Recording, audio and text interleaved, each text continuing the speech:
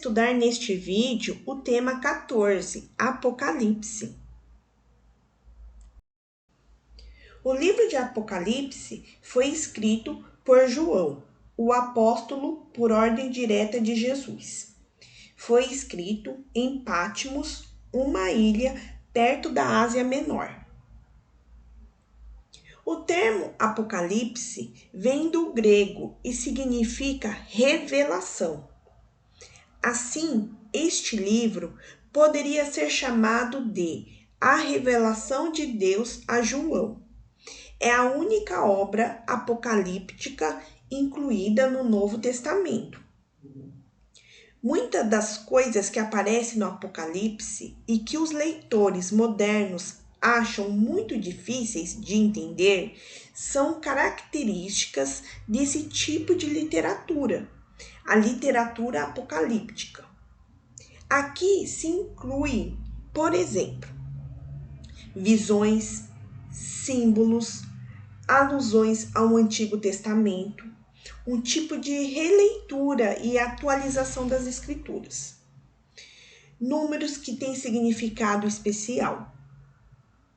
Mesmo aqueles que se deleitam com a riqueza de símbolos ainda têm de lidar com o problema de definir o que João queria que seus leitores entendessem com as imagens que escolheu. O foco de Apocalipse está em Jesus. João afirma que seu livro é um registro daquilo que Jesus Cristo lhe revelou. Sua primeira visão, que está em Apocalipse, capítulo 1, do versículo 11 ao 20, como vocês podem ver no vídeo, é uma visão de Cristo. É Cristo, o leão de Judá, o cordeiro oferecido em sacrifício. Apocalipse, capítulo 5. Quem quebra os selos do rolo que marca o início do juízo final. Os remidos são aqueles que seguem o Cordeiro, capítulo 14 de Apocalipse.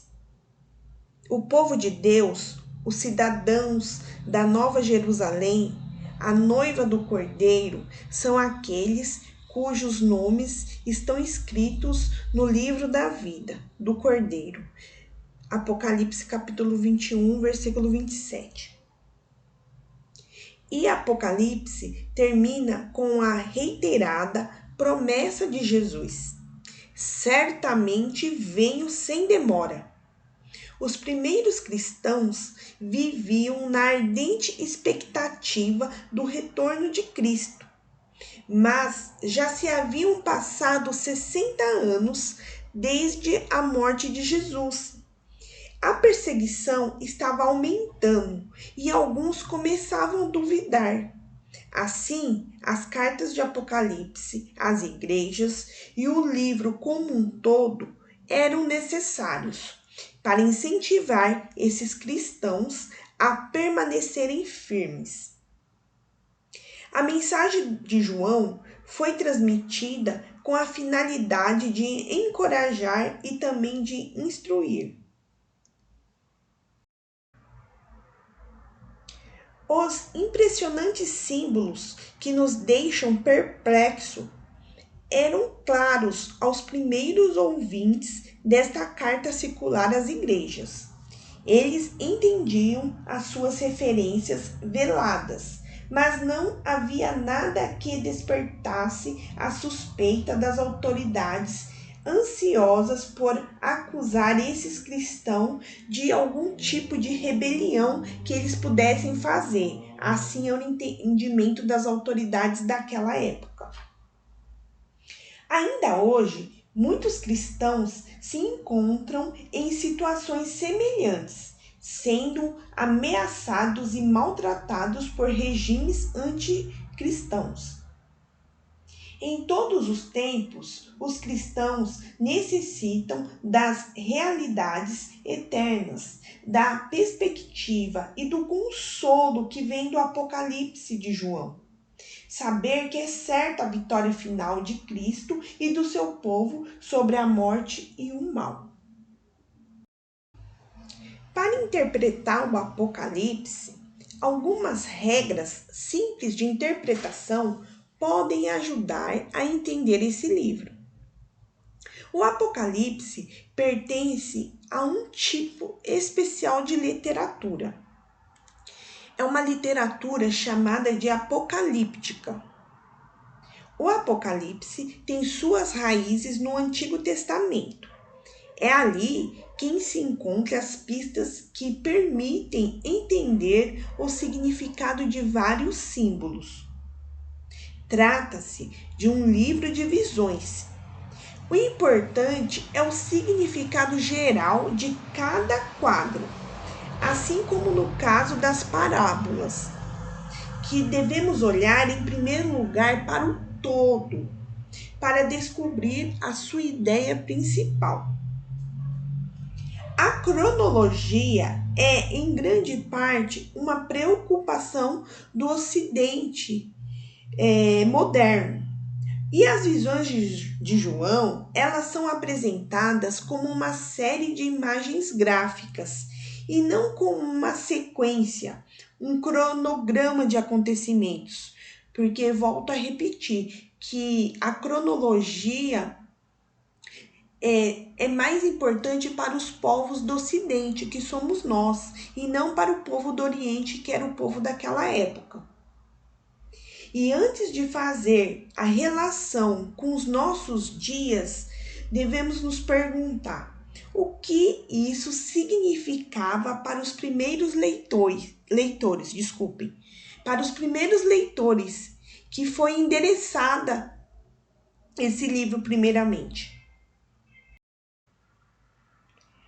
As mensagens de Deus às 7 igrejas. As cartas foram escritas para suprir as necessidades de igrejas específicas em Éfeso e na região circunvizinha, as que estavam ao redor dela, mas também lidam com tópicos relevantes ao povo de Deus em todos os tempos e em todos os lugares. Ela segue um padrão estabelecido.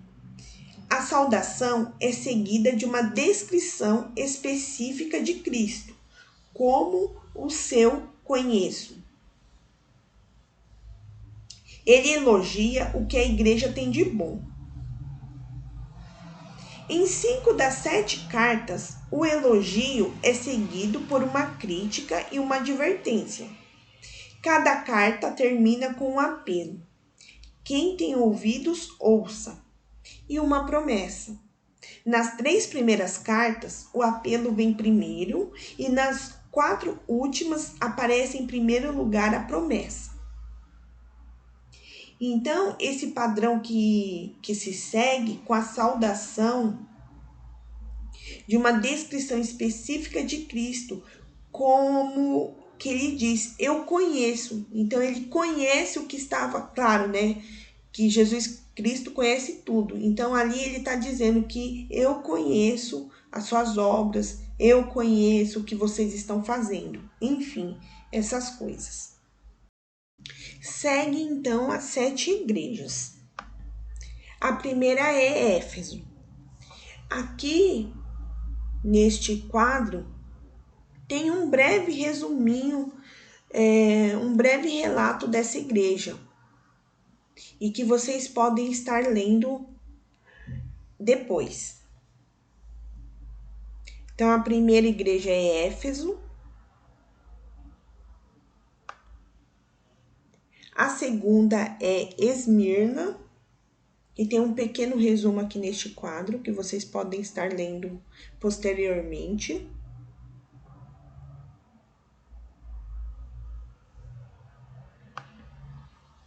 A terceira é Pérgamo.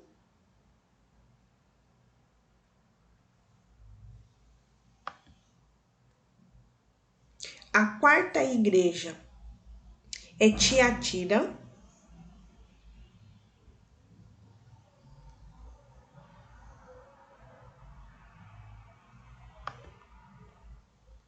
A quinta igreja é Sardes.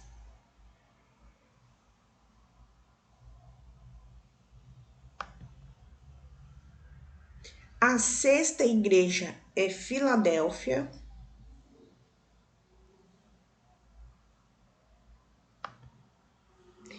E a sétima igreja é Laodiceia.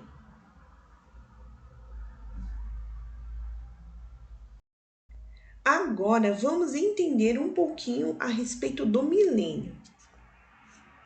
O milênio será um período de 1000 anos, em que Satanás será preso e Cristo reinará entre as nações. Está descrito em Apocalipse capítulo 20. Ele será inaugurado com a segunda vinda de Cristo à Terra, após a batalha do Armagedon. O milênio compreende a sétima e última dispensação da história da humanidade, assim dividida. Então, primeiro vamos ver o que é dispensação.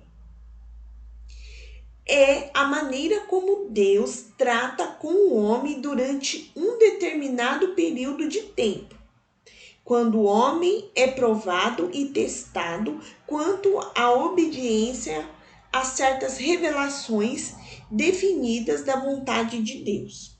Por exemplo, desde os dias de Moisés até Cristo, o homem foi provado sob a lei. Vamos ver essa divisão da dispensação. Então, primeiro vem a inocência, segundo, a consciência, o terceiro, o governo humano, o quarto, patriarcal, o quinto, a lei, que foi o exemplo que eu dei no slide anterior, o sexto, a graça, no qual é o período em que estamos vivendo.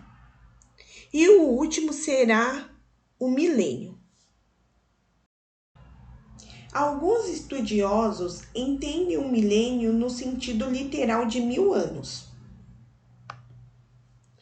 Outros o entendem no sentido figurado de um longo e indefinido período de tempo. São três as principais interpretações do milênio. Pré-milenismo.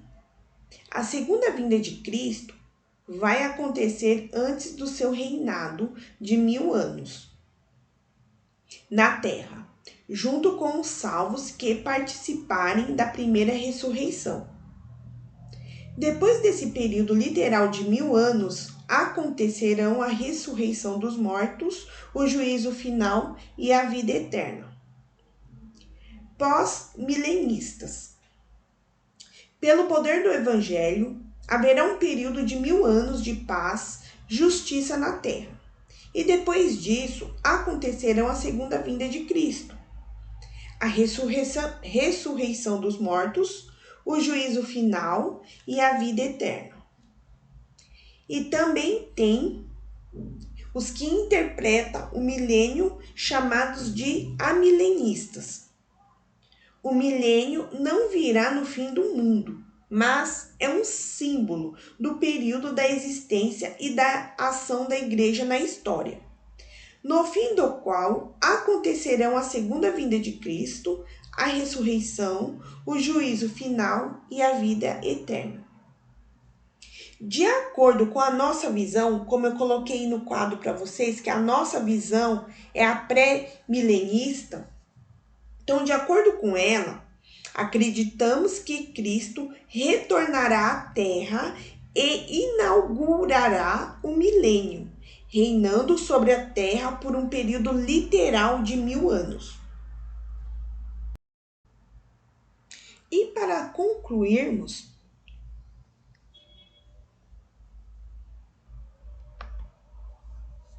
o livro do Apocalipse é uma profecia enviada por Deus ao seu povo. É também um livro que encoraja exorta e adverte a todas acerca dos últimos acontecimentos neste mundo. Apesar das perseguições e tribulações que a igreja tem enfrentado, a vitória é certa, consolo e glória eterna ao lado de Cristo. Para os descrentes, há um convite para o arrependimento e fé, mas também um alerta para o risco da eternidade longe de Deus. O Apocalipse é um convite para se conhecer mais a Cristo, testemunhar dele ao mundo e estar preparado para a sua vinda. Temos na Bíblia a preciosa revelação do Pai e tudo o que precisamos saber sobre os tempos finais.